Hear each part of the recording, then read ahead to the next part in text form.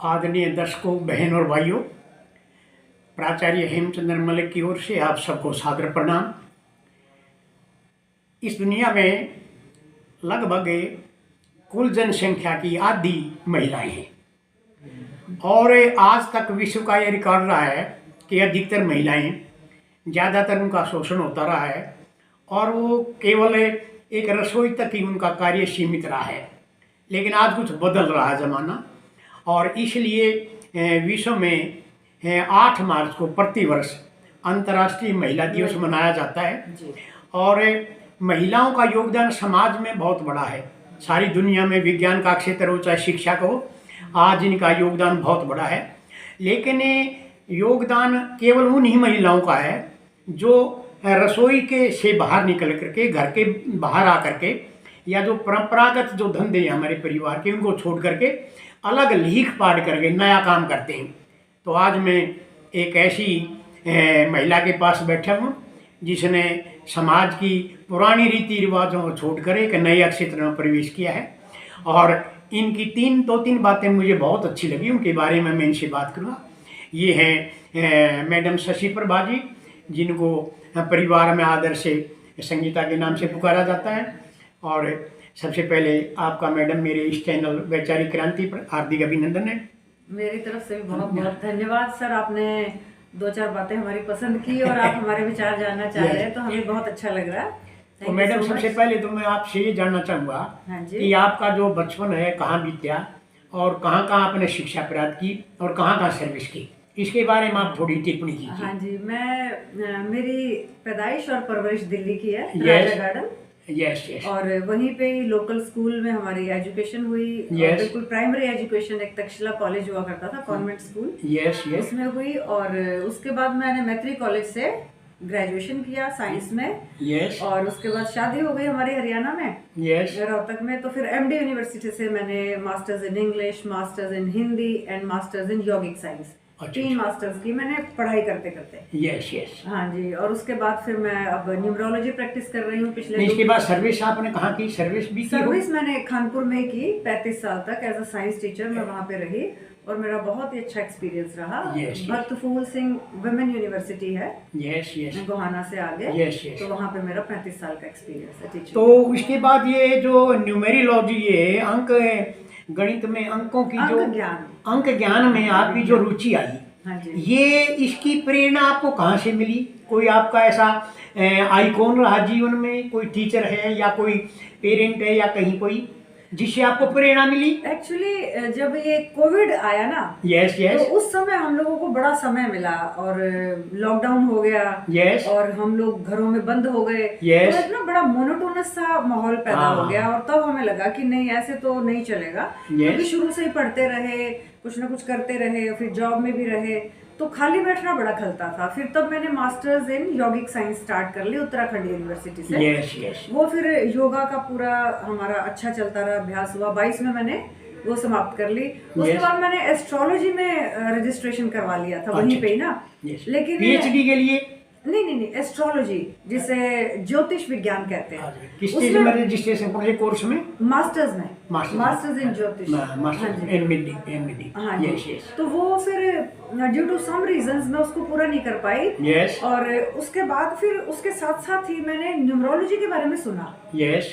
तो न्यूमरोलॉजी मेरे को बड़ी इंटरेस्टिंग चीज लगी। अच्छा। और 1 से 9 नंबर्स के बारे में सारा जाना। फिर बीइंग अ साइंस टीचर मुझे थोड़ा डाउट भी होता था। लेकिन बाद में जब उसको मैंने डीप स्टडी किया तो काफी ऑथेंटिक है। 1 से 9 नंबर हैं और ये सारे 9 नंबर ग्रहों से संबंधित होते हैं। इनको ना सभी ग्रह रूल करते हैं। क्या इसमें जीरो भी शामिल है आपके? नहीं, हम लोग 1 से 9 तक है। 1 से 9 तक है। हाँ जी, 9 नंबर इसमें शामिल नहीं है। Yes yes. और ये शेलेडियन एक वैज्ञानिक हुए हैं, उनको हम मैथमेटिशियंस भी नहीं कह सकते, उनको हम न्यूमरोलॉजिस्ट ही कहते हैं। वो बेबीलोन में थे, बेबीलोन जो इराक है इस समय का। Yes yes. और तो उन्होंने ये न्यूमरोलॉजी की प्रथा चलाई थी करीब 1500 साल पहले। धीरे धीरे भारत में भी आई, चाइना में, जापान में, कोरिया में, फिर बड़ी रिसर्चेज हुई हैं वहाँ पे।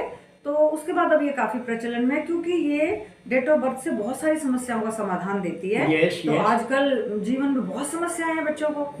हर व्यक्ति समस्याओं से जूझ रहा है। तो मैंने देखा, मैंने बहुत कम से कम 500-600 डेट ऑफ बर्थ मैंने स्टडी किए, उन पर रिसर्च किया तो मैंने देखा कि नंबर से हम कनेक्ट भी करते हैं, और वो नंबर्स अगर मिसिंग हैं तो हम उनकी रेमेडीज करते हैं तो उनका प्रभाव भी पड़ता है। तो इसलिए मैं इसको बिल्कुल लॉजिकल और साइंटिफिक कहूंगी, और मैं इसको प्रैक्टिस भी करती हूँ। बहुत मेरे पास कस्टमर्स आते भी हैं, उनकी समस्याओं का मैं समाधान भी करने की कोशिश करती हूँ। तो ये अंक ज्ञान है जो आप दे रहे हो, इसमें कोई आपने अपना यूट्यूब चैनल भी बना रखा है मैडम? हाँ जी, हाँ जी, मैंने यूट्यूब चैनल बना रखा है। Yes yes. अभी उसका नाम नीति न्यूमेरिका है, लेकिन अभी उसका मैं चेंज करने वाली हूँ नाम। मेरा नाम शशि प्रभा है। पहले योग विद शशि प्रभा के नाम से था मेरा चैनल।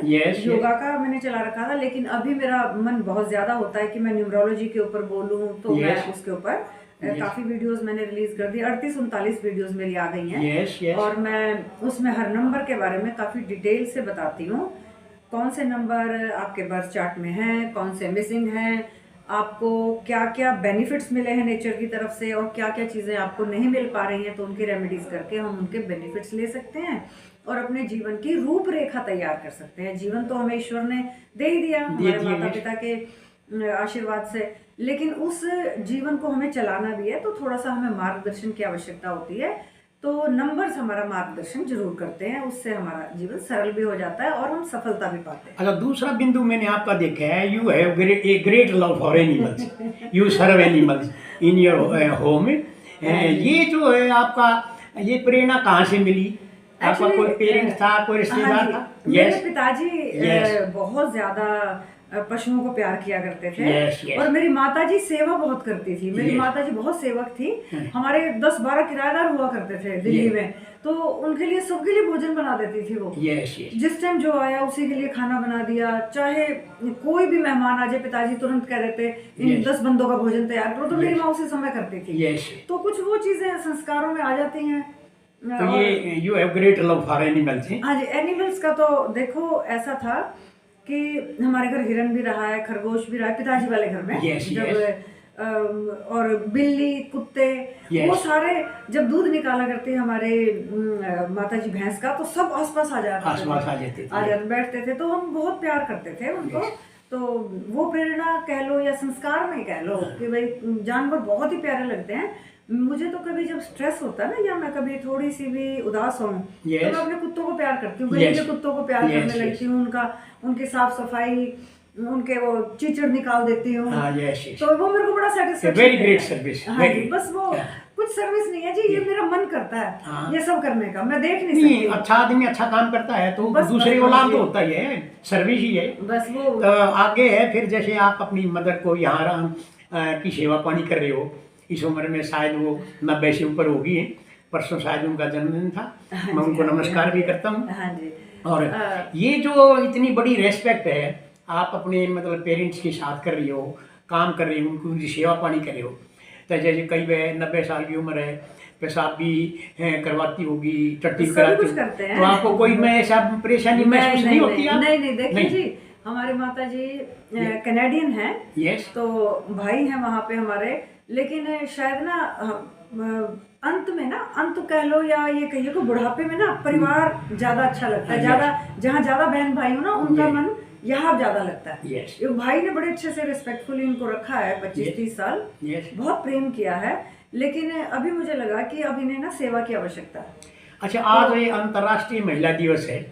आज जो महिलाएं हैं उनको आप क्या संदेश देना चाहोगे? उनको कैसे काम करना चाहिए? किस प्रकार रसोई को छोड़ करके बाहर आना चाहिए? आपसे प्रेरणा लेनी चाहिए? क्या संदेश देना चाहोगे उनको? हाँ जी, मैं महिलाओं को, अपनी बहनों को यही कहूंगी कि देखिए, आत्मनिर्भर होना बहुत जरूरी है। उनके ऊपर बहुत सारी जिम्मेदारी होती है। जो एक माँ की जिम्मेदारी है ना, उसका कोई सानी है ही नहीं, उसका कोई पैरेलल नहीं है जिम्मेदारी का। तो ये जो उत्तरदायित्व है ना, इसको अच्छे से निभाते हुए अपने घर की भी जिम्मेदारियां जो एक औरत निभा देगी ना, वो पुरुष नहीं कर पाता, क्योंकि हमारी परवरिश इसी तरीके की है। तो हमें घर से बाहर पैर भी रखना पड़ता है, हमें स्वावलंबी भी बनना पड़ता है, लेकिन उसमें हमें ऐसा उच्च श्रृंखलता किसी तरीके की नहीं होनी चाहिए कि परिवार टूटने लगे। उस स्वतंत्रता का हमें दुरुपयोग नहीं करना। मैं अपनी बहनों से बस यही कहूंगी कि उसका अपने अधिकारों के लिए लड़ना जरूर है, अधिकार भी लेने हैं, सारे कर्तव्य भी निभाने हैं, लेकिन हमें कुछ ऐसा काम नहीं करना जिससे समाज में किसी भी तरीके का विखंडन हो या टूट फूट। अच्छा, आजकल आप देख रहे हो कुछ महिलाएं जो है ना, मतलब दहेज के कारण जो है ना, वो दहेज के आरोप लगा करके मुकदमे कर रही हैं। और कुछ लोगों का ऐसा कहा जाता है, कहते हैं कि ज़्यादातर जो केसेज हैं ये फेक हैं। तो आपका क्या विचार है इसके बारे में, क्या उन्हें कहना चाहोगी? हाँ जी, सुना तो है ऐसा कि फेक हैं। पहले तो स्त्री को बहुत दबाया गया, और आज से नहीं, पिछले 5000 सालों से ऐसा था। ये रहा है। और वैसे वेदों में तो कहते हैं कि भाई यत्र नारेस्तु पूजन्ते रमन्ते तत्र देवता, ये एक कथन रहा है। लेकिन अभी जब स्वतंत्रता मिली है तो वो बहुत सारी लड़कियों से हैंडल नहीं हो पा रही है कि किस लिमिट तक हमें उसका उपयोग करना है। तो आज मैंने एक आइडिया भेजा है, emancipation of women is the dire need of today. आज औरतों को जो स्वतंत्रता है वो अधिक देने की ज़्यादा जरूरत है। आज मैंने अपना थॉट भेजा है। अच्छा। तो ये आप विज्ञान की अध्यापिका रही, तो आजकल जो विज्ञान के अध्यापक हैं या अध्यापिका हैं, आप अनुभव के आधार पर उन्हें क्या कहेंगे, विज्ञान की टीचिंग कैसे होनी चाहिए उसके बारे में? साइंस टीचिंग के बारे में। साइंस टीचिंग के बारे में, साइंस टीचिंग देखो प्रैक्टिकल बेस होनी चाहिए। हर चीज वो मतलब थ्योरेटिकल ही ना हो, क्योंकि बच्चा जो करके सीखता है वो पढ़ के नहीं सीख पाता है।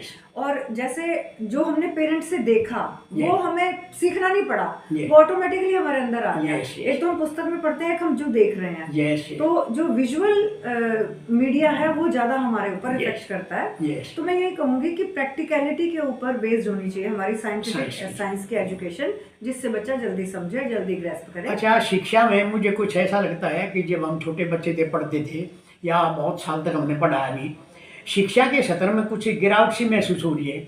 आप कैसे मानते हो, कुछ गिरावट है? उसको कैसे आप क्या सुझाव दोगे उसको सुधारने के लिए? देखिए, थोड़ा सा मतलब अनफेयर मीन्स का प्रयोग नहीं होना चाहिए एग्जामिनेशन में। नहीं, और अपने शिक्षा के स्तर को बढ़ाने के लिए बस ये है कि थोड़ी सी स्ट्रिक्टनेस हो, और मेंटल फ्रीडम हो बच्चे की। मेंटल फ्रीडम से मतलब है मेरा कि जहां बच्चा जाना चाहता है, जो उसकी योग्यता है, उस पर दबाव ना हो किसी विशेष स्ट्रीम के लिए। अब किसी बच्चे का मैथमेटिक्स में एप्टीट्यूड ही नहीं है और उसको कह रहे तू मैथ्स पढ़, तो वो क्या करेगा? फिर वो नकल करेगा, इधर उधर से जुगाड़ करेगा, या मतलब वो गलत तरीकों से फिर उसको डिग्री को लेने का प्रयास करेगा। तो बच्चों को उसी दिशा में प्राइमरी तक देखा जाए कि इसकी क्या कैपेसिटीज हैं, इस बच्चे के क्या टैलेंट है या क्या इसका एप्टीट्यूड है, उनकी टैलेंट के हिसाब से उसको आगे बढ़ते रहना चाहिए। और इतने फील्ड हैं अभी, तो किसी भी फील्ड में बच्चा अच्छा करेगा। देखिए हमारे ना टैबूज हैं कि ये नहीं करना, वो नहीं करना, ये ही करना है।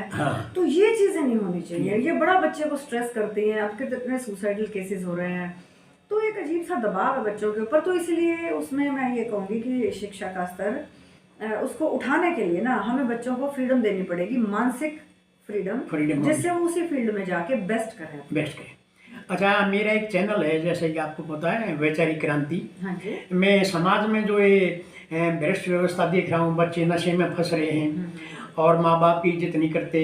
दूसरा, काम के प्रति डिग्निटी ऑफ लेबर नहीं है उनकी। जो हमारे समाज की संस्कृति के जो परंपरागत शाश्वत मूल्य थे, इटर्नल वैल्यूज थे, उनका आदर नहीं कर पा रहे। उनको आप क्या संदेश दोगे जो आज के युवा है? अब जो मीडिया है ना, इसके बिना भी गुजारा नहीं है। लेकिन इसमें इतना कंटेंट है ना बच्चों के पास, हर एक के पास मोबाइल है। स्क्रॉलिंग, सारा दिन स्क्रॉलिंग करते हैं, उनका फोकस खत्म है।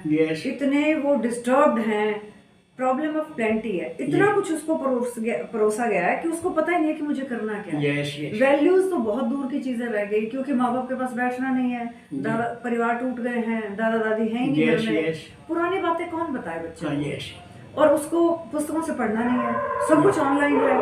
तो ऑनलाइन जो कंटेंट है उसी से उसके व्यक्तित्व का निर्माण हो रहा है। अच्छा, मेरे चैनल के दर्शकों को आप क्या सुझाव दोगे जो वैचारिक क्रांति में विचारों की क्रांति लाना चाह रहे हैं? बस यही है कि देखो, हमें शिक्षा के साथ संस्कारों की एक बहुत अच्छी युति होनी चाहिए। यदि शिक्षा अकेली है और संस्कार नहीं है तो कोई फायदा नहीं। और सिर्फ संस्कार ही संस्कार है और आप शिक्षित नहीं हो तो आप वैसे जीवन में तरक्की नहीं कर पाओगे। तो इन दोनों का बहुत अच्छा तालमेल, सामंजस्य हो तो एक बहुत सुंदर परिवार भी बनेगा, सुंदर समाज भी बनेगा और व्यक्तित्व तो सुंदर बनेगा ही।